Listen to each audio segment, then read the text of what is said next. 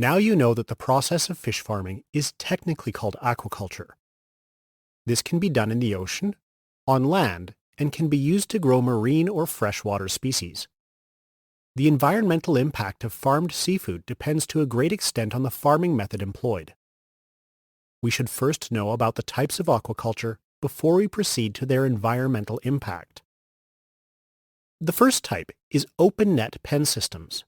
These are usually found offshore in coastal areas or in freshwater lakes, but these are considered a high-risk aquaculture method as they allow for free and unregulated exchange between the farm and the surrounding environment. Farmed salmon are typically farmed in this manner, but the downside of this method is that they allow free exchange of high concentrations of waste, chemicals, parasites, and disease. Farmed fish can escape, and they also attract predators, such as marine mammals, that can get tangled and drown in fish farm nets. Then there are the closed systems, or closed containment farming methods, that use a barrier to control the exchange between farms and the natural environment. This significantly reduces pollution, fish escapes, negative wildlife interactions, and parasite and disease transfer from farms to marine and freshwater ecosystems. The last type we're going to know about is the recirculation system. Water in these systems is treated and recirculated. Almost any type of finfish can be raised in recirculating systems. Common species farmed in this manner include Arctic char, striped bass, barramundi sturgeon, and increasingly salmon. This system does not mix with natural water sources, which mitigates pollution, parasite transfer, and fish escapes.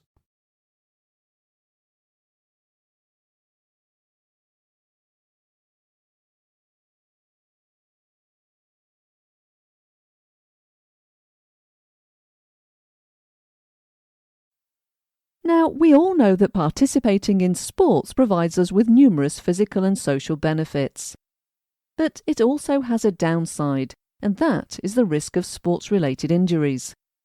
As per the CDC, millions of children under 19 years of age are treated in the emergency department each year for sports and recreation-related injuries. But should this stop us from letting our children play? Obviously no. It's important that kids continue to do some type of regular exercise. Exercise may reduce their chances of obesity, which has become pretty common in children these days. It may also help reduce the risk of diabetes, which is a disease generally attributed to lack of exercise and poor eating habits. Exercise may also help children build social skills and give them a general sense of well-being, besides helping them build team skills. That is why it's important for parents to encourage their children to be physically active. It's also important to match children to the sport and not push them too hard into an activity that they may not like. Parents must teach their children to follow the rules and be safe when they get involved in sports, so they'll spend more time having fun in the game and not going down with an injury.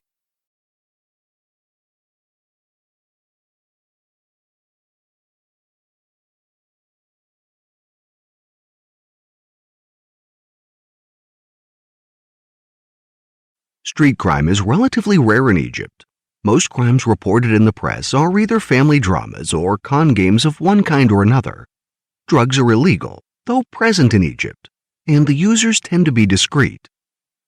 Even though there is visible presence of traffic police and police guards in areas where there are foreigners, still there are large areas of Cairo and many villages with no police presence at all.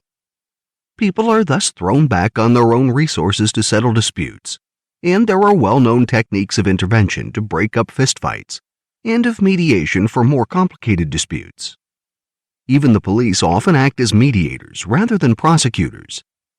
In rural Upper Egypt in particular, disputes between extended families over property and power can develop into feuds.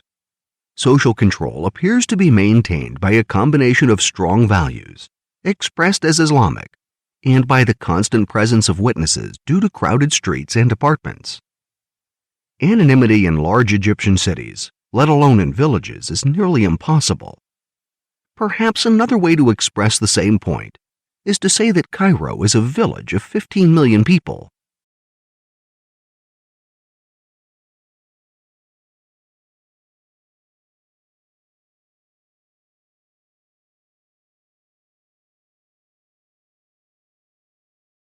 Alfred Nobel had written several wills during his lifetime, but the last one was dated November 27, 1895, a little over a year before he died. Nobel's last will left approximately 94% of his worth to the establishment of 5 prizes in physics, chemistry, physiology or medicine, literature, and peace to those who during the preceding year shall have conferred the greatest benefit on mankind. Though Nobel had proposed a very grandiose plan for the prizes in his will, there were a great many problems with the will. Relatives of Alfred Nobel were so shocked that many wanted the will contested. It was unclear in which country Alfred had his legal residence. He was a Swedish citizen until age 9, but after that he had lived in Russia, France, and Italy without becoming a citizen. Nobel had been making plans for a final home for himself in Sweden when he died. The location of residency would determine what country's laws would govern the will and the estate. If determined to be in France, the will would have been contested and French taxes would have been taken. The will did not state what should be done if no prize winners for a year were found. Because of the incompleteness and other obstacles presented by Alfred's will, it took 5 years of hurdles before the Nobel Foundation could be established and the first prizes awarded.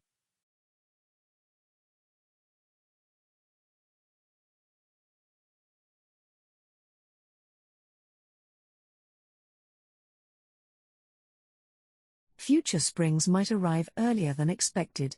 Scientists in the United Kingdom have published a study charting the relationship between light pollution and the timing when trees produce buds. By observing 4 tree species, they found that on average, artificial light may cause trees to bud more than 7 days earlier than their naturally occurring counterparts.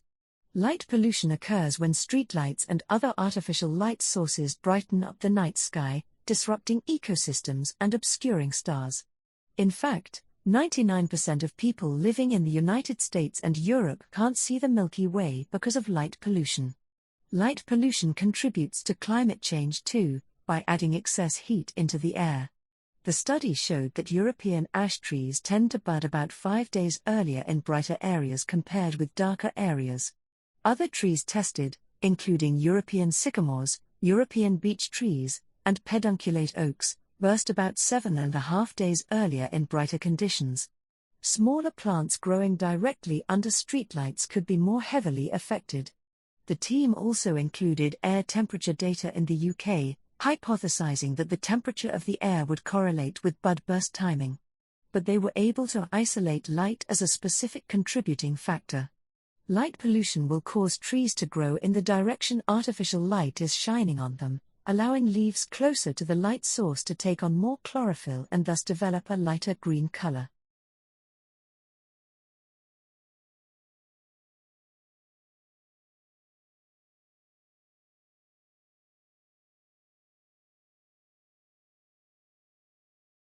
Diversity in national, ethnic, religious, and linguistic backgrounds of people has resulted in mixed cultures, nations, and languages.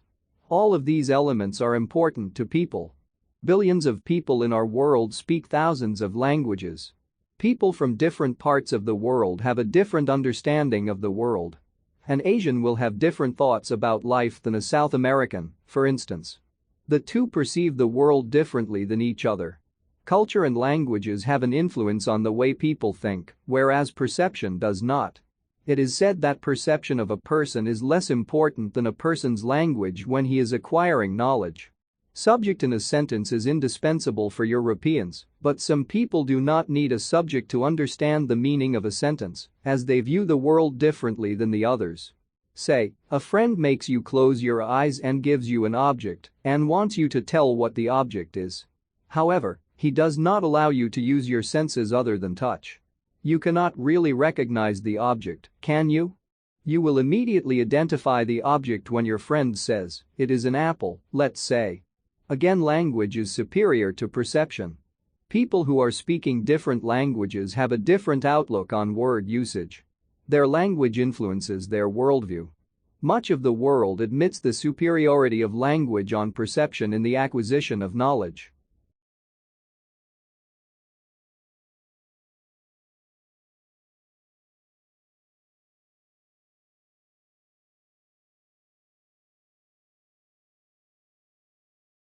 Groups tend to perform better with a combination of willing followers and strong leaders, which in most animal species are bolder, more extroverted individuals. But incentives, like higher salaries for humans, can cause natural followers to become leaders, and scientists have long debated the desirability of such role reversal. To probe whether natural followers can be turned into leaders and vice versa, a research team studied stickleback fish, a group foraging species known to have bold and shy individuals. First, they studied the fish in large laboratory tanks for several weeks to separate the leaders from the followers. In one experiment, the fish were rewarded with food for displaying their natural behavior, the leader for initiating a trip and the follower for trailing behind. In a second, they were rewarded for role reversal, the shy fish for each time it initiated a foraging trip and the bolder one for following. The prediction was that bold individuals would perform poorly when forced to adopt the role of follower, considering that they are less responsive to other individuals' behavior. The opposite turned out to be true. Leader fish were much quicker to adopt a follower role than the other way round. The team said their findings raised intriguing questions for the broader study of group behavior. Strong positive effects of personality variation are only likely to emerge when members of a group are free to establish their own roles.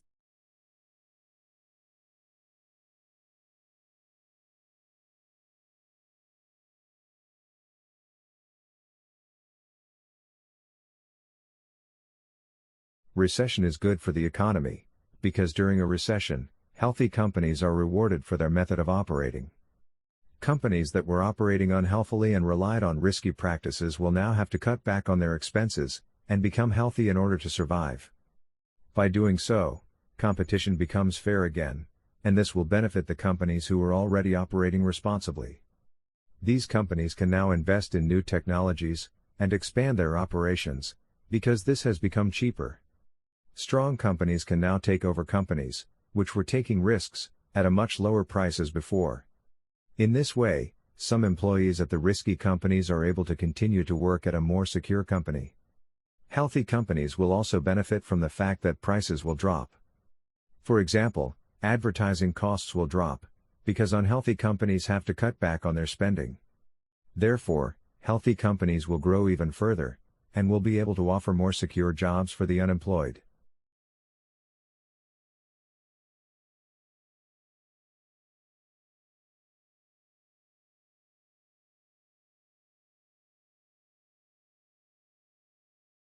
Drug marketing is a big business, and companies are willing to spend a lot of money to offer you an easy solution to a health problem you may or may not have.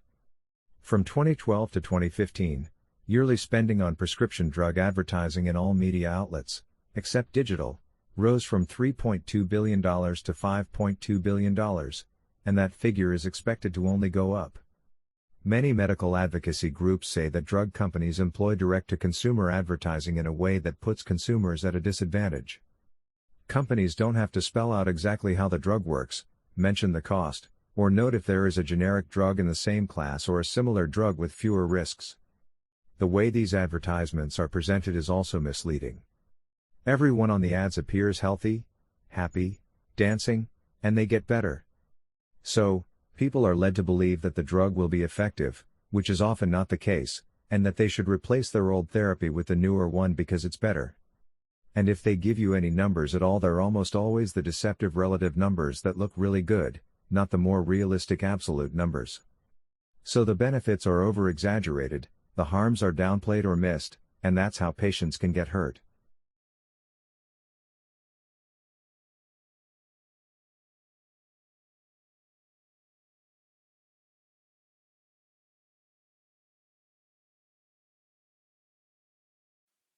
What is deforestation? You might know it as the loss or destruction of natural forests, which has taken the shape of a major global problem, not to mention that it has far-reaching environmental and economic consequences.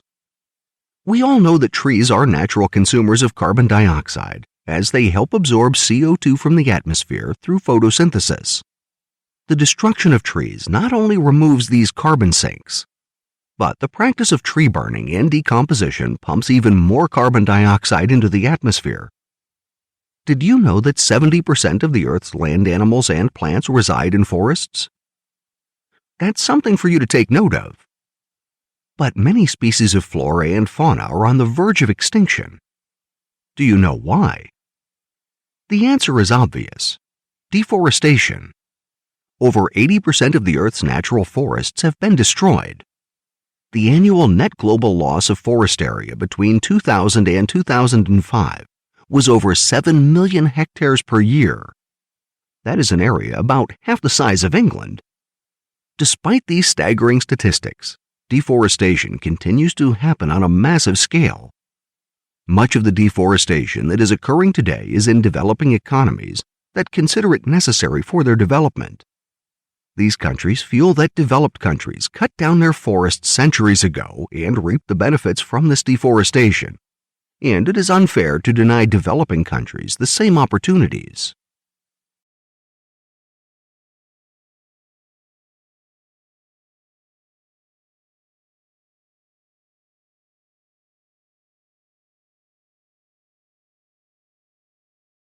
A special thing to note about typhoid fever, specifically with Typhoid Mary, is that there are carriers who may have no symptoms because the bacteria are lying in their gallbladder. And those people can serve as a central point for infection because they can infect other people and they may be shedding the bacteria unknowingly. And that's the story of Typhoid Mary.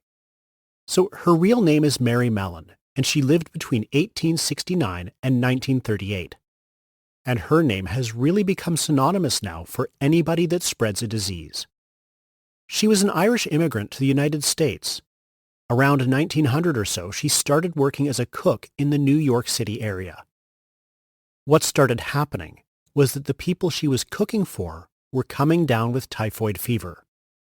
Some very wealthy people, among whom typhoid fever would really be unheard of.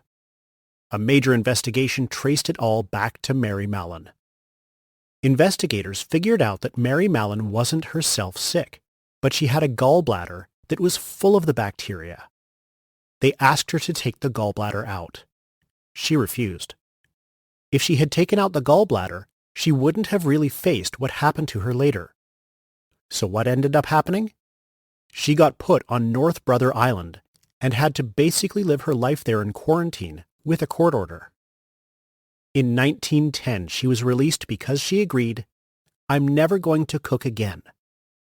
But what did she do? She changed her name and started cooking again, caused another outbreak, was quarantined again.